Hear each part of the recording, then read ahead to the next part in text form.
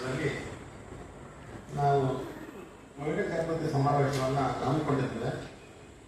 ಈ ಕಾರ್ಯಕ್ರಮಕ್ಕೆ ಇವತ್ತಿನ ದಿವಸ ತಮ್ಮೆಲ್ಲರನ್ನು ಆಹ್ವಾನಿಸುವುದು ಮಾನ್ಯ ಗಂಗಾಧರಪ್ಪನವರು, ನಮ್ಮ ಸಂಘಟನೆಯ ಪ್ರಧಾನ ಕಾರ್ಯದರ್ಶಿಗಳು, ತಹಸೀಲ್ದಾರ್ ಆಗಿದ್ದರು, ಈಗ ರಿಟೈರ್ ಆಗಿದ್ದಾರೆ ದೇವರಲ್ಲಿ. ನನ್ನ ಹೆಸರು ಎಂ ಪುರುಷೋತ್ತಮ ಅಂತ. ನಾನು ಇಲ್ಲಿ ಮಾರ್ಗದರ್ಶಿ ಆಗಿದ್ದೀನಿ ಮತ್ತು ಕಟ್ಟಡ ಸಮಿತಿಯಲ್ಲಿ ಅಧ್ಯಕ್ಷ ಆಗಿದ್ದೀನಿ. ನಾನು ವಕೀಲನಾಗಿದ್ದೀನಿ ಬೆಂಗಳೂರಿನಲ್ಲಿ. ಈ ಒಂದು ಸಮಾರಂಭವನ್ನು ನಾವು ಯಾಕೆ ಏರ್ಪಡಿಸ್ತಾ ಇದ್ದೀವಿ? ಶ್ರೀಮತಿ ಸುಶೀಲಮ್ಮನವರು ತಮ್ಮ ಕ್ಷೇತ್ರದಲ್ಲಿ ಅನಾಥರಿಗೆ, ಒಂದು ಬೆಳಕಾಗಿ ದೀನದಲಿತರಿಗೆ ಆಶಾಕಿರಣವಾಗಿ ಹೊರಬರ್ತಕ್ಕಂಥ ಒಬ್ಬ ಮಹಿಳೆ. ಈ ಚೇರ್ ಫ್ಯಾಕ್ಟ್ರಿನಲ್ಲಿ ಕೆಲಸದಲ್ಲಿದ್ದರು. ನೆಲಮಂಗಲ ತಾಲೂಕಿನಲ್ಲಿ ಸೊಂಡೆಕೊಪ್ಪ ಗ್ರಾಮದ ಜನಿಸಿ ಕೇಂದ್ರ ಸರ್ಕಾರದ ನೌಕರಿಯಲ್ಲಿದ್ದಂತಹ ವ್ಯಕ್ತಿ ಒಂದು ನೌಕರಿಯನ್ನ ತೊರೆದು ಅನಾಥರ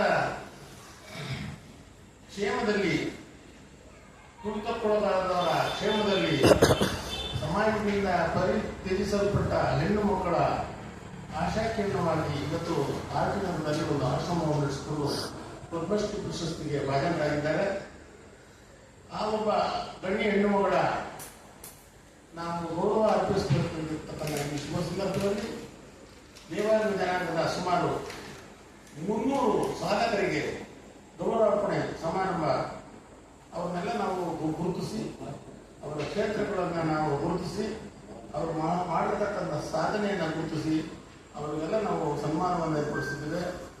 ತಾವು ಇಲ್ಲಿ ಮಹಾನ್ ವ್ಯಕ್ತಿಗಳು ತಮ್ಮಿಂದಲೇ ನಮ್ಮ ಸಂಘಟನೆ ಪ್ರಚಾರವನ್ನು ಪಡೆಯಬೇಕಾಗ್ತದೆ. ಆ ಪ್ರಚಾರವನ್ನು ಪಡೆಯುವ ಮೂಲಕ ಇವತ್ತು ದಿವಸ ನಾವು ಒಂದು ಸಂಸ್ಥೆ ಇದೆ ಅಂತ ಗುರುತಿಸ್ಕೊಳ್ಬೇಕಾಗ್ತದೆ.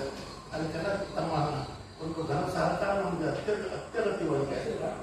ತಾವು ವ್ಯಾಪಕ ಪ್ರಚಾರವನ್ನು ನೀಡುವ ಮೂಲಕ ತಮ್ಮ ಮಾಧ್ಯಮದಲ್ಲಿ, ತಮ್ಮ ಪತ್ರಿಕೆಗಳಲ್ಲಿ, ತಮ್ಮ ವಿದ್ಯುನ್ಮಾನ ಕ್ಷೇತ್ರದಲ್ಲಿ ನಮ್ಮನ್ನು ಬೆಳಗಿಸುವ ಮೂಲಕ ನೀವು ನಮ್ಮ ಒಂದು ಸಂಸ್ಥೆ ಈ ಸಮಾಜದಲ್ಲಿ ಮುಂದೆ ಬರೋದಕ್ಕೆ ತಾವು ಕಾರಣರಾಗಬೇಕಂತ ನಾನು ತಮಗೆ ಕಳಕಳಿಯಿಂದ ಕೇಳ್ಕೊಂಡೇನೆ.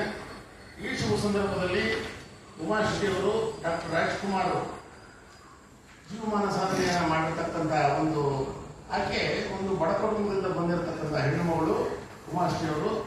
ಒಂದು ಕಾಲದಲ್ಲಿ ಅವರು ಇಡ್ಲಿ ಮಾರಿ 50 ಪೈಸೆಗೆ ಒಂದು ಇಡ್ಲಿ ಮಾರಿ ಜೀವನ ಮಾಡ್ತಾ ಇದ್ರು. ಗುಂಡಿ ಹಾಕಿ ಹೋಗ್ತಾ ಇದ್ರು. ಗುಂಡಿ ಅಂದ್ರೆ ಬಟನ್ ಹಾಕಿ ಹೋಗ್ತಾ ಇದ್ರು ಡಾಕ್ಟರ್ಗೆ.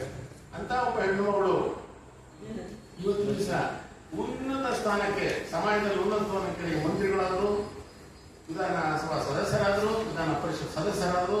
ಇಂತಹ ಒಂದು ಗೌರವಾನ್ವಿತ ಮಹಿಳೆ ಅಂತ ನಾವು ಅವ್ರನ್ನ ಪರಿಗಣಿಸ್ತೀವಿ. ಇಂತಹ ಗೌರವಾನ್ವಿತ ಮಹಿಳೆಯನ್ನು ಸನ್ಮಾನ ಮಾಡಬೇಕಾದ್ರೆ ನಮ್ಗೆ ಹೆಮ್ಮೆ ಇದೆ. ಅದೇ ರೀತಿ ಪ್ರಚಾರ ಕೊಡಬೇಕಾದ್ರೆ ತಾವು ಹೆಮ್ಮೆಯಿಂದ ಭಾಗವಹಿಸಿ ನಮ್ಮ ಒಂದು ಕಷ್ಟದಲ್ಲಿ ಇರ್ತಕ್ಕಂಥ ನಾವು ಪ್ರತಿಯೊಬ್ಬರು ಆಫೀಸ್ಗಳು ನಮ್ಮ ದುಡ್ಡು ಹಾಕೊಂಡು ಕಾರ್ಯ ಮಾಡ್ತಾ